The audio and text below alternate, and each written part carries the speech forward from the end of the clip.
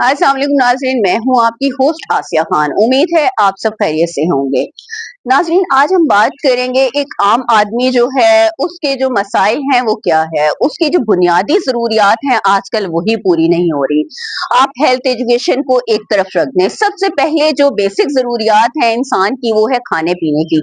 लेकिन आजकल जो हालात चल रहे हैं उसमें जो एक आम इंसान है, गरीब आदमी है, उसका जो किचन चलाना है वो ही बहुत दुश्वार हो गया है। जैसा कि आपको मालूम है नाज़रीन के कुछ दिन से जो है आटे की कीमतों में बेपनाह इजाफा हुआ। उसके बाद वो है कि आटा जो थोड़ा सा है कंट्रोल हुआ। उसके बाद फिर हमने देखा टमाटर हैं उसके जो रेट थे वो आसमान से बातें करने लग गए कि 500 रुपए किलो टमाटर फरोख्त हो रहे थे, जो हद से तजावज कर चुके थे। आज जो है नाज़रीन चीनी का बहरान चलता रहा। चीनी का बहरान वो इतना शदीद हुआ कि वापस से आज फिर जो है वो चीनी की जो कीमतें हैं उनमें इजाफा आ गया है।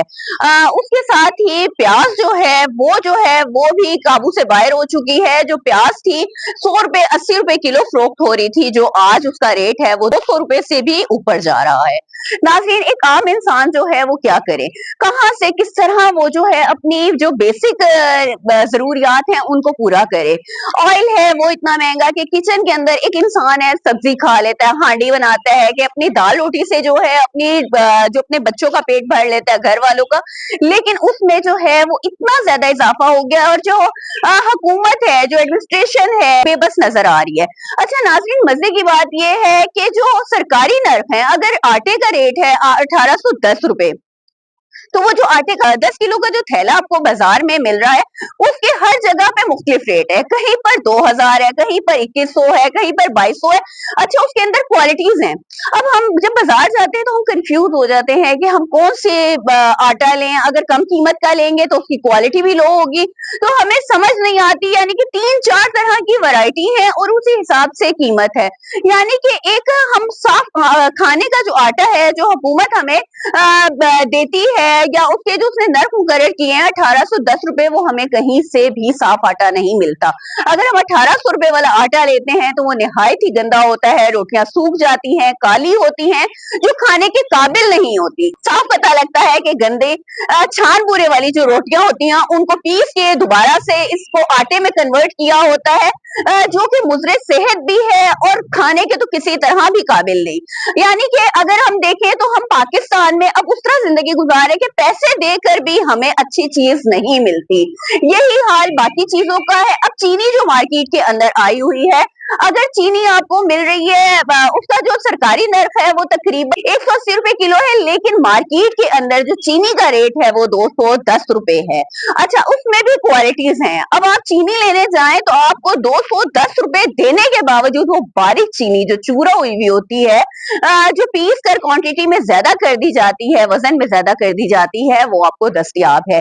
अब आप बताएं कि बाहर जाके मार्केट के अंदर हम लोग कंफ्यूज हो जाते हैं कि हम कौन सी चीज खरीदें कौन सी ना खरीदें। यही हाल बाकी चीजों का है। अभी सर्दियां शुरू हो चुकी है, आपको पता है अंडों का रेट जो है उसमें भी बेपनाह इजाफा हो चुका है। कुकिंग ऑयल है उसकी कीमतों में इजाफा है, सब्जियां हैं सब महंगी, दालें हैं सब महंगी। मैं अभी इसके अंदर कहना चाहिए बीफ या मैं मटन की बात नहीं कर रही, वो तो गरीब आदमी रोज खा ही नहीं सकता। रोज आदमी की जो एक हांडी है वो दालों से और सब्जी से चलती है, लेकिन जो हमारी गवर्नमेंट है उसने हमें इन बुनियादी जरूरियात से, बुनियादी सहूलियात से ही महरूम कर दिया है कि हम जो है अपने किचन को जो है सही तरह से नहीं चला सकते। हम 2 वक्त की जो रोटी है वो सुकून से नहीं खा सकते, आटा अच्छा नहीं मिलता, रोटी अच्छी नहीं मिलती, टमाटर नहीं डाल सकते।